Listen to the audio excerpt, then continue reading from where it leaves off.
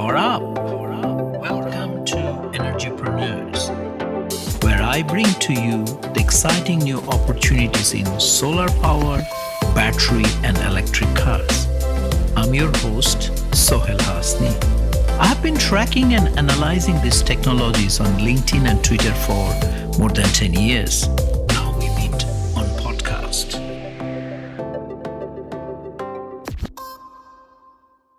Hi, good evening, Mara. Nice to see you again. Hi, it's been quite some time, Sohail, so I'm really glad to be here. Yeah, I know. I mean, when we met, you were working in solar industry. Now you have moved on and you're doing so many different things. It was very exciting when we had a brief chat this morning. Maybe you can introduce yourself first and see how we go. Oh, okay. So, hi, I'm Mara. I'm currently the director for compliance of a financial investments company. So, I've been in the banking sector for quite some time, since 2008, actually, but I've been dabbling in different legal practice areas when we met. So, I spent 4 years in a conglomerate where we did solar projects, cold storage solutions, shipping, even airlines. So it's been a wild ride. And then we had tax practice for quite some time also. And now I've been in the financial services sector for the past 3 years again. So in the middle of pandemic, I think that's why it's crucial to see how the items evolved and how the technological landscape changed a lot of things. Yeah. I mean, that's precisely actually very interesting topic. I remember because I'm an early adopter of technology, I had GCash and still struggling that form they need. And suddenly COVID happened. Within a day, GCash got sorted out. Now, all my friends, everybody I know has got GCash. These people never ever thought they would have digital currency. So your industry got a huge transformation, no? In this process, right? Yeah, so thank you for using GCash. I was one of their lawyers for the partner bank in the Philippines. Actually, their only lawyer in CIMB Bank. And when we started this program about digital banking, there were less than 30% of active users in the country who actually opted for digital bank. So we're looking at maybe like 5% in total banked consumers. So in 2019, 70% of the Filipino population of 110 million doesn't have a bank account. And now we can safely say that anyone who has a Globe number has GCash. So and the rate of how this took up is almost like 500% in 1 to 2 years time coming from the pandemic. So on one hand, you see a lot of people saying, oh, the economy is tanking, people are losing jobs. But if you look at the job market, there's also a lot of openings. It's more of a shift as to what are the needed services. So it's crucial for us to retrain, to assess, and look at the different landscape. Yeah, because there is no going back, right? Because once you have crossed the line, you're unlikely to go back, no? Yeah, I think the technology really disrupted a lot of things, and the COVID forced the general population to stop being hesitant about something new. You know, for the longest time, for example, in digital banking, we have offered the technological services instead of they have to go to the actual bank branches and do their transactions in front of a teller. People were willing to wait 2 hours just to complete a deposit or an encashment transaction. And even in 2019, we had in the bank installed the alternative to a teller. And no one falls in line in front of the automated alternative. They would still rather wait and maybe complain or ask for coffee to be serviced by the teller for the next 2 hours. So it even became a meme, that when you are caught in the rain, you go to a bank and do whatever transaction you have, and the rain has passed. So here, suddenly the distrust for something different or for dealing your money with someone that you cannot see has been surpassed by the fear of going out. So as long as it's convenient, and suddenly there's a trust in the system because it's an alternative to do the transaction. And it's really more of getting the buy-in to have these people try the service for the first time. And once they see, oh, this is actually nifty, this is actually fast. And for 25 pesos, they don't mind paying all those transaction fees because it beats going out of the house and riding a tricycle or a jeepney and being under the heat of the sun. So they would really keep on transferring cash from one payment channel to another. Yeah, I mean, that what intrigued me is just the change of mindset. The other day, I picked up something from the office, and this gentleman was telling me, I don't have the form that you are supposed to sign. And he says, sir, do you mind? Can you hold those in your hand? I'll just take a photo of you. And that's the best evidence, right? I took that. It's an expensive IT equipment that I took from the office. So he could not find the form. So, okay, I'll just take a photo. I mean, before someone will not take that step because you say you come back until I have the form, right? He said, okay, we'll manage. Because I just needed an evidence that you took it, right? And I said, yeah, fine. So this sort of little thing, right? Actually, it's interesting that you pointed it out because even the courts, we had the electronic evidence rule for almost 10 years now. Mm-hmm. But the courts, if you go into trial, they would still ask for the best evidence rule. What is the best evidence rule? You bring me the original where we can feel the handwriting at the back of the paper. Otherwise, it's treated as second best. And you see regulators, for example, central bank before, the KYC or the know your client process before you can open a bank account requires that you go to a bank and be sitting face to face with the officer who will ask all about the details in your life. And to the point of, because of the anti-money laundering, the rules after the 9/11. So they have to assess if you're high risk or low risk. They have to ask as part of the questionnaire, but to not try to scare the potential client away, be quite like a chatty aunt about it. Like, oh, where does your husband work? Is he related to a mayor? Oh, how come you have so much money? Is it really because you're coming from money, you married well? So it's like a chatty auntie. And if you're an introvert, you'll be scared of banks. But in the end, it's part of the training on how to ask the entire background checking. And, they're just trying to be very creative about it. And at the same time, there's a bit of discrimination, when people from the informal sector, like people who engage in buy and sell at a small level, like the sari-sari store owners, they have trouble getting bank accounts or even credit. Mm-hmm. Before, the Philippine banking system is very conservative. For example, you cannot get a credit card if you do not meet a certain income threshold. Of course, this is an unspoken rule because this is not required by the central bank.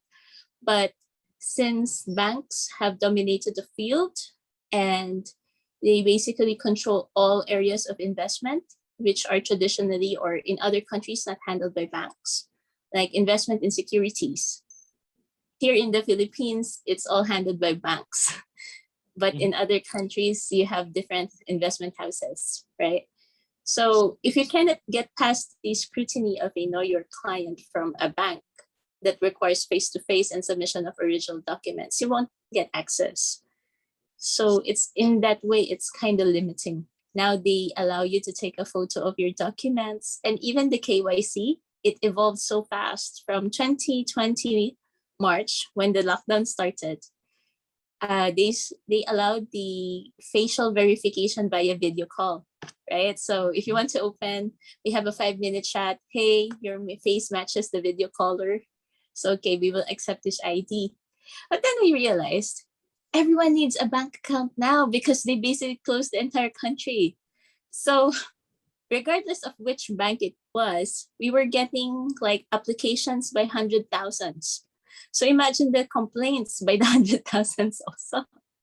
So the regulator also had to react accordingly and say, you know what, you can do away with the video call because there's no way you're going to get enough server space in such a short time, in like 1 or 2 months.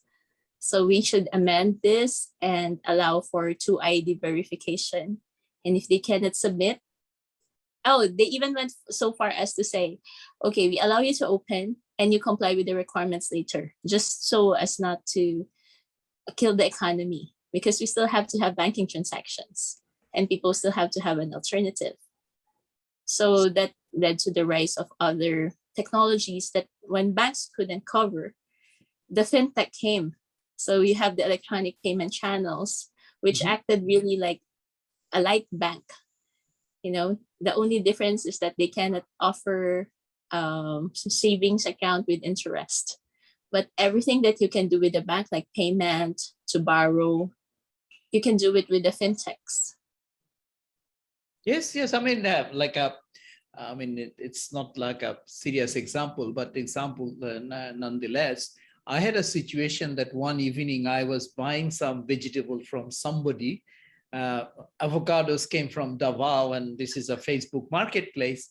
And this person needed certain amount of GCash, which I did not have in my GCash. So I texted 5 of my friends, can you send me 5,000 peso each? And within 10 minutes, I had 25,000 pesos. So, but I mean, our ability to do that, and now internationally, this is unthinkable, right?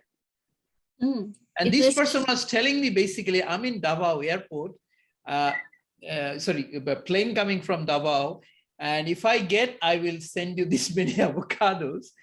But these days, but I was buying a lot of fruit to share with the friends also. But this ability to draw that money and then within 5 minutes, all settled, right? Unthinkable.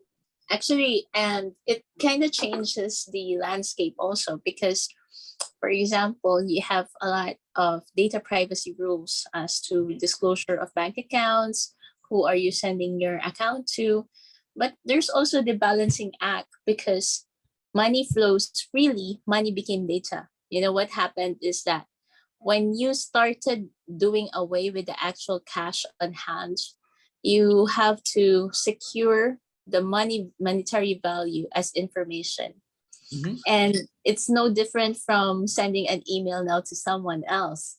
It's just assigning, hey, I'm sending you 1,000 bytes of this data, and you assume that this is 1,000 pesos or $20, right?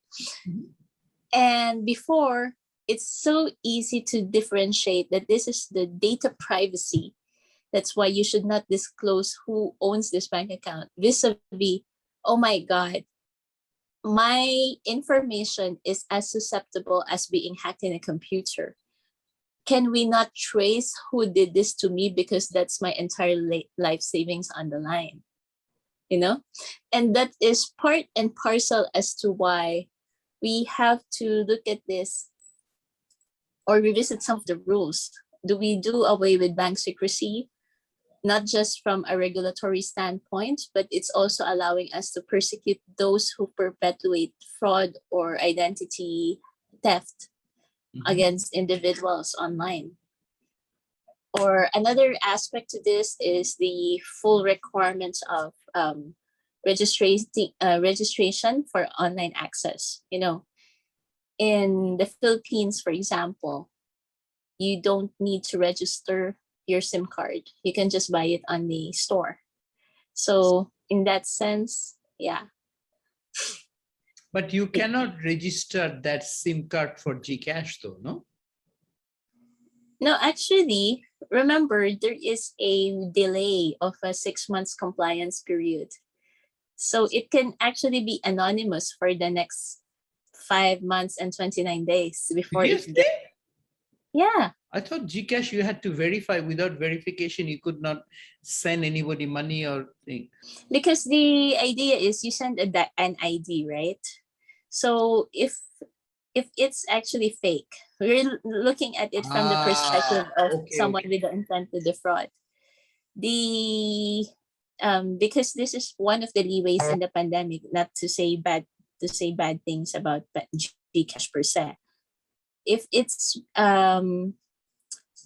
the verification was within 6 months, so otherwise they will close the account if it doesn't meet the full KYC standard. But in the meantime, if it's prepaid and they submitted a fake account, you become susceptible. It's like they are gaming the system. Something that's supposed to benefit the users in general to provide more access to everyone is, also being used for bad stuff. But it's really a balancing act. I think in general, maybe there are 10% of fraudulent activity, but the 90% really promoted instant access to credit facilities, to savings account that's not been enjoyed in the longest time, like 20 years. In fact, in the Philippines, this is the first time with the ushering of the fintech and digital banks to see 4% or 6% savings interest rate annually. Because for the past 20 years, it's been like 0.5%. It's like you're losing money by keeping it in a savings account. That's why it promotes the idea that it's better to be unbanked even. Sorry, I didn't understand this 4%. You can deposit in GCash. Is that what you meant? Yes, it's one of the innovations of the payment channels and the fintech companies. They were able to partner with banks. So aside from being just a payment provider, if they have a bank partner, you just upgrade what you already have to say, hey, can I link my account and create another bank account without submitting additional requirements? Okay. And then if you do that, because the digital bank, the banks are just so happy that they can be finally digital and there's an uptake. As an incentive for the past 2 years, they've been offering higher than market interest rates. So for example, ING and CIMB Bank, they have been offering 4%. And for, for Tonic Bank, I think they offered 6%, if I'm not mistaken. And they are investing that money, lending somebody short term through GCash. Yes, because on the other part, there's also the G credit product. So this is not a plug. I'm no longer connected with the company. I'm just a user. But they also like give you an instant cash loan of like 10 to 50,000 pesos. Okay, I've not explored all of those. And that can have a lightning speed, no? Yes. Actually, there are other companies because, the business of savings and lending is a highly regulated industry by the central bank. So some fintech have been very creative. So as not to fall under the framework of the central bank, they just fall under the framework of the Securities and Exchange Commission for normal corporations. So what they do is like provide you a loan by advancing payment over appliances. So imagine you go to SM Now and you just pay via app, like you just scan the QR code that charges a debt on your name, and you're supposed to pay that, and voila, you get your washing machine just because of an app that you downloaded today, right? Yeah, I mean, then of course they can also do energy efficiency product, promote this, promote that, because you can also do bulk purchase on the other side. This is amazing. Actually, when you look at it from the energy savings, the ease of doing business all around has significant impact for these initiatives. Because, for example, in terms of CSR driving, it's very easy for people to upload causes. So, for example, if you want to donate for a specific cause, they have been, it's like something that you can purchase off the online sites like Lazada. Mhm. You can, they have set up like calamity fund or plant a tree fund for 50 pesos, and you just add to cart. Even GCash allows you to plant a tree if you use the app long enough. So for every transaction, you get like a specific number of points. And if you build like 2,500 points to get a tree planted in your name. So the CSR side is really working for climate initiatives also. Yeah, and this service can be anywhere, right? You don't have to anchor to a physical facility, no? Yeah, yeah. In fact, the one of the initiatives, like you mentioned avocado, it's one of the trees that you can plant in using the GCash app. Again, not connected with GCash. But I just find it funny because you can even choose a tree, and because of that, where the tree is located somewhere else in the country. So it can be not in NCR, you can choose to have it in Mindanao because that's where the plantation of avocados are, or lanzones in Camiguin. So it's really cute in the sense that, oh, you before they call you like an armchair activist or a keyboard warrior, right? But this time your keyboard is actually doing something that translates to the real world. Because people can, I mean, what intrigued me, that talking to some people that have no job, saying, okay, I'm selling this, selling that through Facebook Market, and immediately get paid, I mean, just through the telephone, right? It's extraordinary. Yeah, that's why I was saying it's not just the financial empowerment because everyone has bank accounts, but the fact that you can transfer money and you facilitate all the types of trade, from secondhand apparel to like home handicrafts. Mhm. I was amazed that people were trying to sell, for example, resin glue or even just videos of themselves.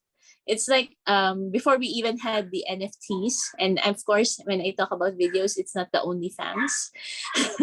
The content creations, like ASMR, when people just watch someone create noises to be soothing about it. So there's apparently a premium service that watch it where people watch grind, stuff, and they listen to it. Or even the mukbang videos, right? You see a pretty guy or a pretty girl eating in front of you, and they make a lot of chewing noises, and it's soothing to people. And people actually uh, put their money on that, like in Twitch. So they have this content creators that you watch, and then you give like gems. So these gems can be withdrawn. So 2 years after, you see popular social media platforms like Instagram even. If we go on live and they like what we talk about, they can say, buy a heart, and that heart is like $1. And portion of the heart minus 10% of Instagram fees. So maybe goes to us as content creators. So there's innovative ways to earn. Okay, I did not know those things. Wow. So that means you have to buy those hearts somewhere and you use that as a coin, as a token of appreciation, right? Yes, which leads to another debate actually, because you see, there's a long discussion about competition laws being violated when you have everyone is using an app, right? So even the banks. Okay, so this is a bit of side segue. When all these apps are hosted in the App Store or Google Play, the payment channel also is no longer directed to the main website and through the banks to pay. It's all routed through the Google Pay service or the Apple Pay service, because your credit card is stored there and you buy in that marketplace the app or the in-app purchases, which includes the hearts or the gems that you give to the creators, right?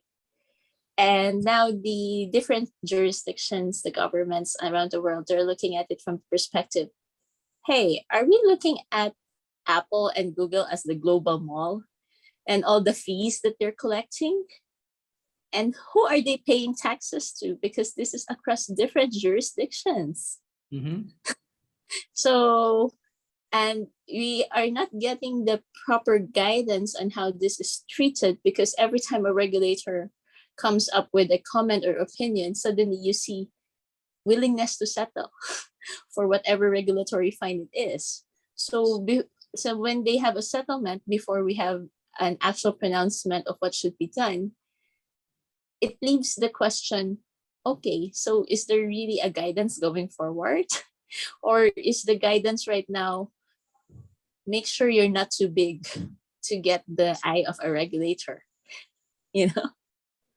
Yeah, I mean, those competition regulators are sort of facing a lot of challenge. Like we have Australian Consumer and Competition Commission, ACCC, right?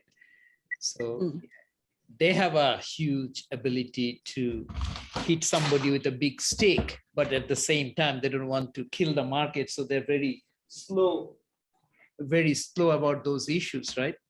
And then, as you correctly said, then people try to walk very carefully without waking up the regulator, right? Yes.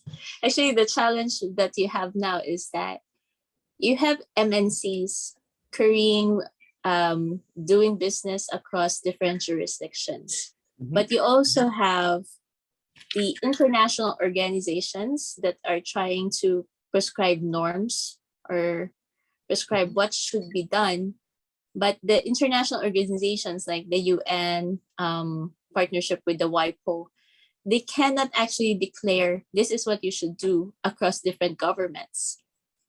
They have to localize the policy drafts and suggest what should be done and adopt it to the favor of that government so as to not encroach in their sovereignty. But you have MNCs which have a very unified approach to making money in the same way of facilitating doing business. So there are cases where it is treated in better jurisdictions. There are cases where it's not so treated as better jurisdictions. Mara, I see that you have so many things in your hand. How do you sleep at night? Since we're doing this at late at night, I think you know the answer to that. We're not sleeping. Yes, I was saying, oh my God, what is she thinking? All these things. Wow. Yeah, but where is this headed though? No, I mean, earlier you mentioned that GCash or any of the digital platform is able to provide a much higher interest rate to the sort of people who are putting the money in depositors, so because they are able to access people who do not have access to cash, so they can charge even more, right? So, I mean, technically anybody can set up those services as well, right? If there is enough trust. So, I mean, where does it all ends, or where does, when does the bank sort of die? Actually, it's one interesting topic that we have been discussing as practitioners, because before, fintechs wanted to be banks. That's why they copied the model and made it more technologically savvy. But it reaches the point that fintechs are becoming banks because they realize that, hey, we can do these things better than banks. And they are not saddled with all the costs of maintaining the same business. Like banks, if you get a universal license across different jurisdictions, you have to maintain like branches to operate. You have to maintain people to operate. And for example, for digital banks, one digital bank I know is operating with only like 150 employees, servicing 4 million customers. Wow. So, yes. So how can a traditional bank compete when like the number 3 bank has 17,000 employees? So there's the difference in cost, and you can see the trend that I just talked about, I mean, we predicted it. We were talking about it on Twitter among cybersecurity and fintech professionals. And we were just talking about it maybe 3 months ago. And the next thing I know, yesterday, PayMaya announced that from being a fintech, they were able to bag a digital banking license already. So they became a bank themselves. So now they can offer the same items without having to partner with the bank. It's all them. You know, GCash was able to attain unicorn status in the middle of pandemic as a startup. Mhm. And you have non-traditional services becoming banks also, like Grab or Shopee. You know, Mhm. it's the owner of Shopee is the richest man in Singapore right now, and he put up C Money, and C Money is now applying for the last digital banking license also. So you have a mall that doesn't have a warehouse. I mean, it doesn't have a physical stores, and it's number two or number one across Southeast Asia, and all its revenue is reinvested into banking. So it's really making money work with the least amount of labor required and other costs. Yeah. So, I mean, when the COVID is over, do you think people will suddenly sort of feel like that I want to go to a branch? I want to wait again 20 minutes just for the sake of it, or that missing that human connection, or it's gone forever. People don't care anymore. No.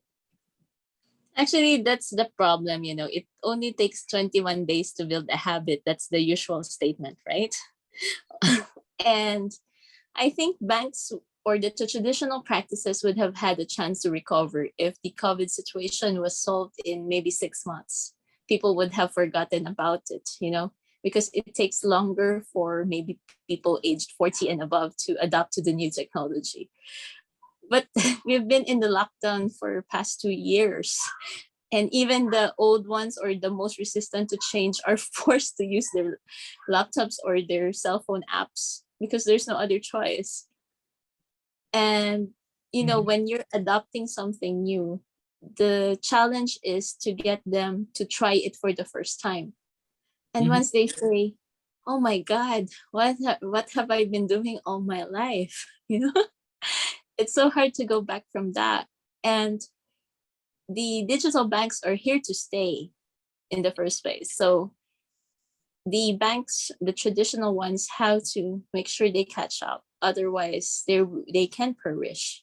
Yeah, because I mean, unless this digital banks goes into long life asset class, like uh, they're all in the short term, right? Unless you start lending for houses and properties and businesses, that might just become a sort of for the brick and mortar bank, no? Because none of them are offering those sort of long life assets, right? Everyone is Mm. borrowing short, lending short, no? Right now, the design also by the central bank is really to maintain it as a short-term facility. So retail bank, you still, but also there's the big lobbying of the commercial banks or at least the universal banks behind the scenes, not to grant the same access rights as digital banks. Right now, the license that they have allows them to operate as a thrift bank. So basically, you're serving retail. But more and more, you would be able to see that it's not too far fetched to see later on that these digital banks will have the same powers as commercial banks. You know, in Japan, you can buy a car from a supermarket, and that is pre-pandemic. Mhm. So I will not be surprised that later on you can buy it from the app also.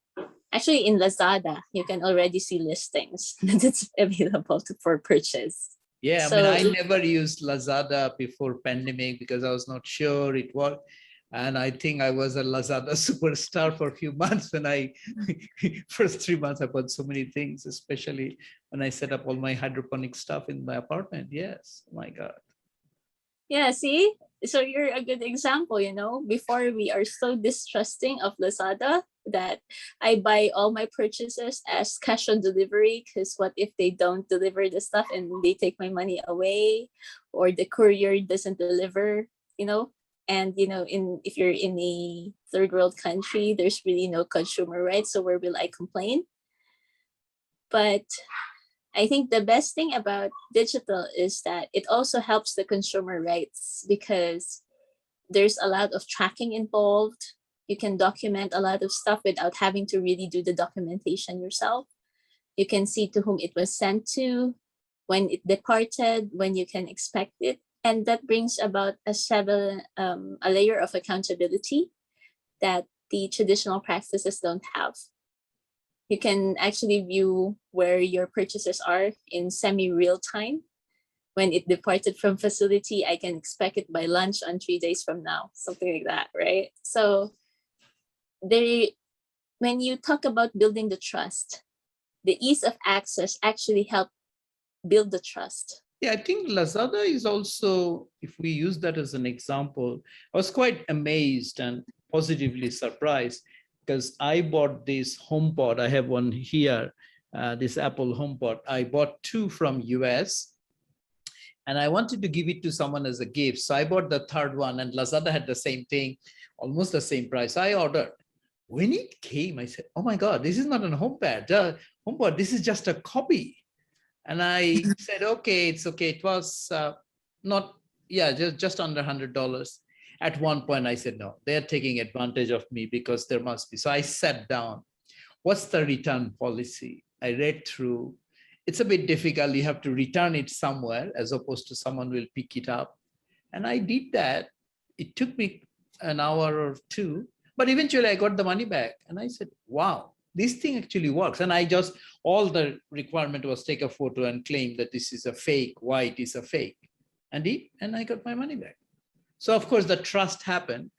And I when you're reading through the guidelines, it almost felt that if somebody comes to this room, please take care of him or her, because there's a trust getting built.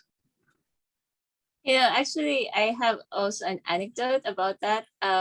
When I find, so again, we're not related to Lazada, but if they want to plug us, then they feel free to do so. But I think one of my first time instances to link my card and prepay my purchase in Lazada was because of the pandemic. Because they started saying, let's not use the bills to pay the drivers, because it might spread the COVID virus, right? So begrudgingly, I linked my bank account. And the worst thing happened, my worst fear happened. I ordered like 5,000 pesos of groceries. So it's like 5 boxes. And the delivery guy said, hey, ma'am, we did not have space in the truck. So we are going to deliver just 2 boxes, 3 boxes later. So me being trusting enough, and this is my first time to do it, okay. But then when I got back to my room, the first thing I did was check the Lazada app, and then it showed there, all claimed. So I was like, oh, hey, you owe me 3 boxes worth of groceries. And the guy was not responding anymore. So panicking, I relayed everything to, I even went so far as to say, hey, Lazada on Twitter, respond to me. Hey, Lazada on the online chat, respond to me. And someone returned my call that very day, that I said I didn't have screenshots, but this is prepaid. This is the first time. I'm very disappointed that I was, being defrauded on my first time, and not going to do this anymore. Or if you cannot respond to me, honestly, I'm a lawyer. Sorry. So I'm going to file a complaint with the DTI. And the next thing I know, Lazada is saying, ma'am, can you call us back in this number if this person did not deliver in 30 minutes? So they actually found the guy who's supposed to deliver it, and maybe they threatened him his job, and they were able to deliver all my packages safely. So for me, so it's actually safe, 5,000 pesos, not bad. They allowed me to chase it back on the same day. In fact, in the same 2 hours. So, the malls should be shaking because I haven't been to a mall, even though they eased quarantine restrictions for quite some time, right? I was able to buy a refrigerator. I was able to buy a TV on Lazada already. I Ooh, even, yeah, anything that will cause me hardship to ship and, deliver to myself. Oh, it's going for Lazada, and the shipping fee is quite reasonable. Sometimes if you hit the purchase amount, it's even free. So yeah. now you mentioned that, okay, that Lazada we discussed, the IKEA, very well, is opening their largest store in the world in the Philippines, no? I went and took a photo. It's ready to open. It must be, Oh they must yeah. be thinking, no? Yeah, actually, a lot of Filipinos were very excited when IKEA was finally coming to the Philippines. In fact, Filipinos are very predisposed to liking Western stuff. Mhm. Like, it kind of beats the normal logic. Like, why would a Filipino buy foreign furniture when we are actually living in a country that is full of rainforests and part of our main exports outside is furniture? Mhm. In fact, when Kevin Cobenpu, Mhm. Kabun Poi, yeah, I know him, yeah. yeah, it's very expensive, but it's really, some of he came from a family of furniture makers in Cebu, Mhm. because usually you can get maybe a sala set of hardwood for maybe $400. And we're talking about too heavy to lift hardwood, like taking 3 men to lift your sofa Yes, like level. this table. I actually we bought some Kenneth Kabunpai when we first came 20 years ago without knowing. So I have a lot of his pieces. Yeah. So why would you go for IKEA, right? Why would you even import one, right? No, But no, yeah. and then a lot of Filipinos, I mean, maybe some had training abroad, some had migrated abroad, and they felt, hey, this is a good alternative. This is hip. This is new. This is modern. I mean, IKEA is a sort of also is an experience people walk through. They have the children play area.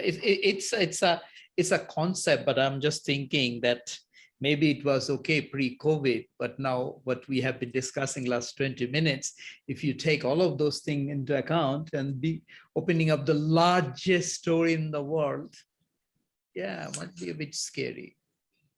Yeah, I think it's very scary, or at least they have to offer the IKEA mall as an experience. People Mhm. go there for the meatballs and then stay for the stuff that they can see. So Yes. that would be their value proposition, not as to the stuff that you can really buy. Yes, yes. Yeah. I'm sure they're thinking because, and also, as you correctly said, that here so many nice furnitures are there. These are all built. You don't have to get your screwdriver and drill and align and think how to align this with that. Yeah, because IKEA itself could be quite a bit of work, no? Yeah, I know. I heard it destroys marriages. If the guy cannot build very sexist. It's like a test of who's the handier person in the relationship. And what do I need you for if you can't build it for me? I'm so sorry. Let's stay politically correct. It applies to both genders. That's actually funny.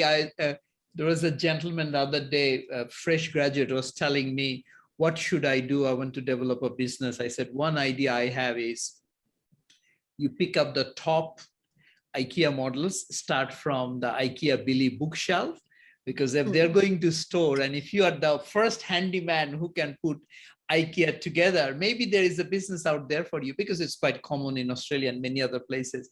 You can actually ask somebody to come and assemble your bed and furnitures and these, if you don't want to get into the family trouble that you just mentioned." Yeah, actually, there's also that cultural thing that um, Filipinos are quite palautos because, for example, we are used to having a kasama sa bahay, which is basically your helper, right? So you're kind of you depending on how you were raised, you're quite used to having someone to assist you to do stuff. And in the Philippines, there's no debate as to whether or not a tip is necessary, unlike in the US, as to whether tipping culture is wrong, you know? People, if you can afford it, you would tip so you don't have to experience the hassle of doing it yourself. And people gladly pay the tip, from the Grab drivers to like your messengers. Like I remember in offices, although this is supposedly not part of their work, they ask the company messenger in his off hours to do errands for them in exchange for tips. And these are very simple errands, like buy my lunch for me. When you buy your lunch, can you buy your lunch for me? I will treat you to your own lunch. The type of tipping level. So if you would like put it in a DIY concept, it's going to be interesting if people see it as a challenge. Maybe they should make it go viral. How fast I can build an IKEA on TikTok or something. I think we need to have this conversation again once it opens up, and 1 year already. So yeah. Yeah. I think, although to be fair, there some industries died, but some industries actually boomed. Like for example, furnitures, because people had to spend time inside their homes. So we assumed, for example, that the physical stores of the furniture in the malls would close, but they're the only ones left thriving.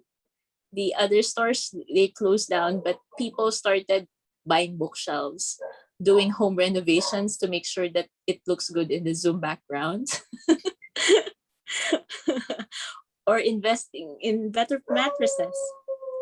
So it's actually quite a challenge to see. Like in the middle of pandemic and half of the population lost their jobs, you can see 20,000 pesos mattresses becoming viral on Home Buddies.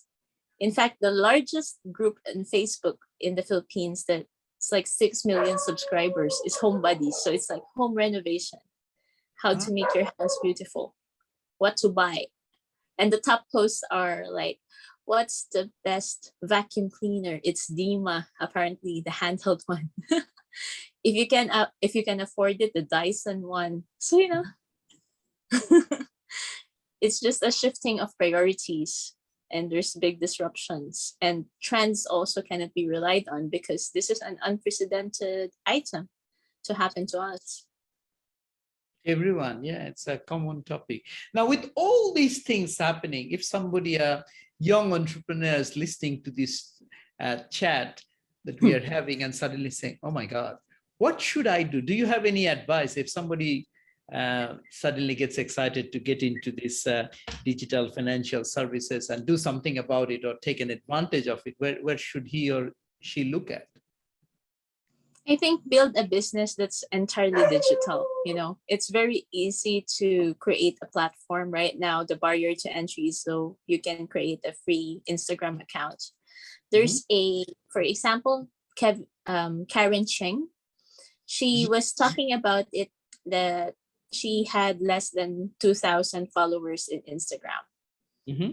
And she felt like, hey, I already lost the trend to become famous in Instagram because, there are people with 6 million followers. How can my 2,000 amount to anything?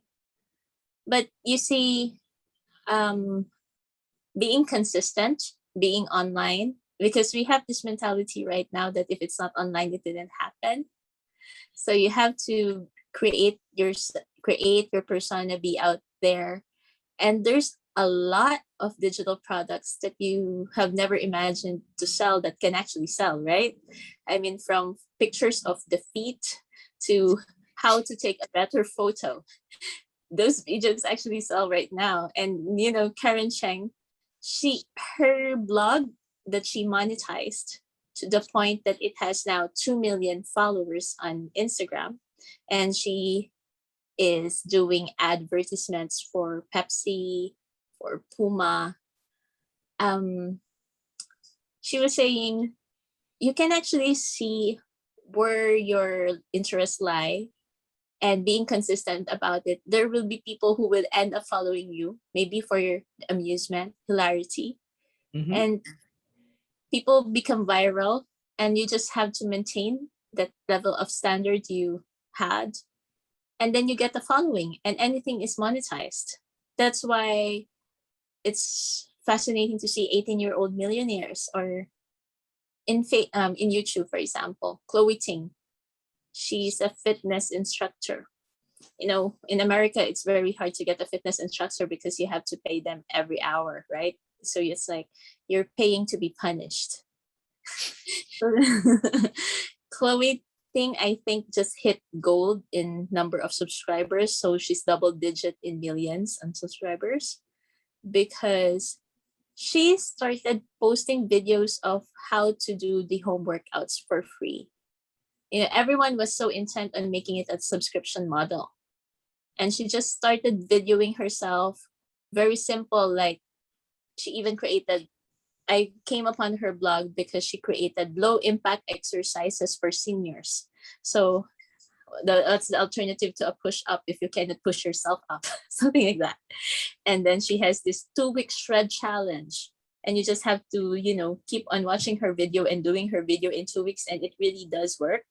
But it's really like punishing yourself without paying. And because it was genuine content, it found the following. And she makes a lot of money on YouTube views without even having to ask people to pay for content. So you build it and trust that people will come. People have made a lot of money in the internet for a lot of asinine things. Like, there's this guy, Sample. He creates videos of him being naked, and it's a matter of like ripping. He's using a fan that covers the piece of paper in between, and he's just like moving around, and the audience has to watch whether or not the fan will end up pushing the paper away from his body part. And it's not even pornographic. He's like really big as a person. I'm not fat shaming here, but if you're like 5'7" and 200 pounds, there's a specific description, right? And he owns it. He like thrives in the fact that, hey, I'm just posing with a piece of paper that's covering my genitals in front of a fan. And people watch that. He has a few million subscribers in YouTube, Instagram, and Reddit. So you have to be just really creative. And he has made several videos of that same banana, same principle in different locations. So it's hilarious. And that's his brand, in the same way that you have this karaoke, karaoke while driving, James Colbert, right? I think we need to have a completely different discussion on this area. I know nothing about, like, you are just thinking of the names and numbers. Wow.